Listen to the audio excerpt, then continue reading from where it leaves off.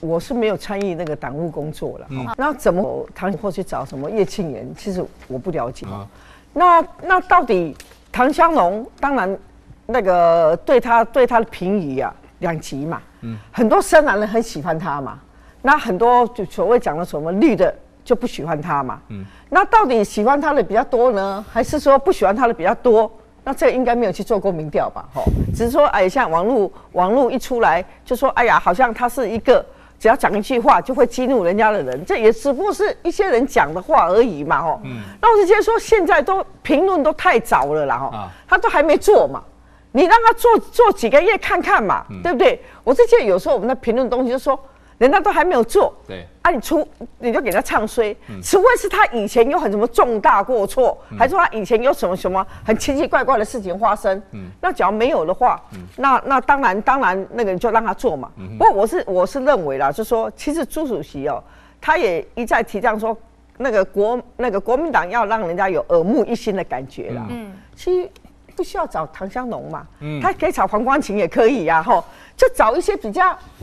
那个能够让人家耳目一新的，让他觉得说，嗨，国民党有在改变的啊，不然他去找那个什么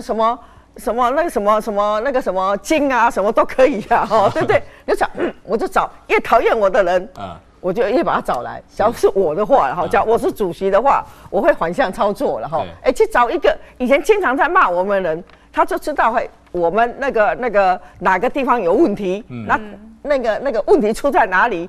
越骂我越凶的人，我越把他找来嘛，最起码也可以化敌为友嘛。国民党这次要改革制度你找一个原来就说都是帮你护航的人，对，那你护航的人，那护成这个样子的话，代表说跟社会确实是有点问题的，所以真的是要好好再去思考，去处理智库新媒体这块。我特别上网去查一下，就是国民党到底为什么要这样做，为什么会有这个决定？国民党是说，希望能够笼络到新世代，但是光芹。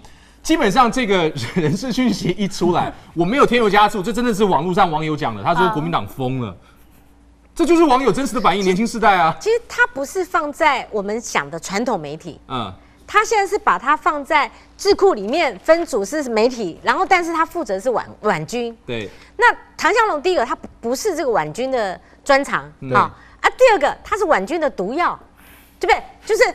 他刚好是这个族群正冲的，那你如果要热闹一点，你也把陈明义啊、王宏维，现在你去看看那个，就是他们的那个，所以列了几个头号，常常在 po 文嘛。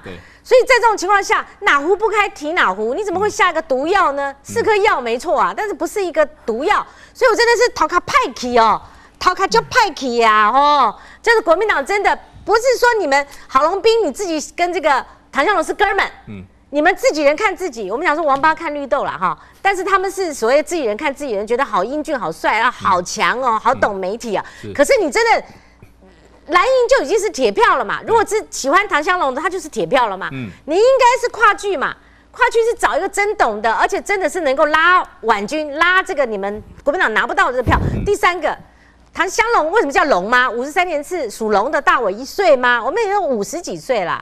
真正像婉君的那个年龄层，湘龙你搞不定的啦。你已经变人家的爸爸了。说实在的，如果我们再降低投票年龄，18岁可以投票，你是人家阿公啊、会使啊啦、休困啊。但现在民友国民党很成功的引发这个话题了，不是吗？我觉得我比较好奇的是他找叶庆元这一件事情啊。为什么？因为我在议会的时候，我跟他交手过很多次，我很喜欢他。对。可是他是马英九总统拉拔的，他非常沉稳，会不会就是要让他跟唐湘龙去做一个比对？然后才会激励出火花。因为国民党现在不缺极南的，他欠缺的是什么？有的是浅蓝的，包括你看这一次的科比外溢模式，对，还有国民党所谓的中间选民的，这些他都欠缺啊。所以会不会是唐湘龙先生提出来的，叶庆元反对，那就是可以做的，因为刚好去拉到所谓的中间偏蓝的。拉回国民党内，说不一定是这样啊，所以他们只是一个顾问池啦。我比较好奇的是他找叶庆元这件事啦，因为叶庆元依我对他的了解，他也不是什么网军啊，可是他对法规非常了解，是不是怕说有一些犯法的时候，他可以制定出来说，你这些不能讲哦，网络上警察会调查哦，是不是会有相关的考量啊？所以我蛮好奇说，朱主席在做这一次考量的时候，怎么不广一点啊？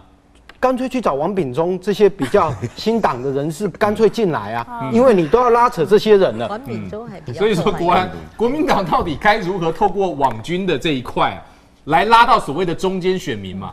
其实现在国民党最大的问题啊，就是说年轻的世代，我们指的是30岁以下的年轻人哦，对啊，这一部分的世代呢，对国民党这个品牌确实。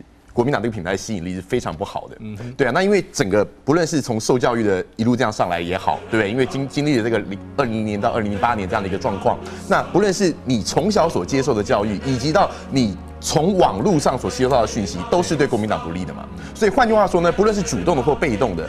这一批的年轻的网军，国民党这个品牌的吸引力确实是非常非常的不够，所以其实国民党最大的一个，我认为应该是要重新的去找到这群年轻人对国民党这个品牌的认同度，而不是说今天选了谁来当做新媒体的操盘，操盘只是治标。谁负责操盘只是治标，但是你真正治本是要让国民党这个品牌唤起年轻人对他的支持。就像这个大家常常讲嘛，以前国民党黄花岗革命的这个情感，现在哪里？国民党找不到人，找不到这样的一个让发自内心的感情去支持国民党这个品牌。所以其实呢，在整个新媒体操作上呢，是不是国民党其实也可以考虑到这一点？你怎么样重新的把这个品牌擦亮，让年轻人再度接受？我认为这才是国民党能够在一起最重要的。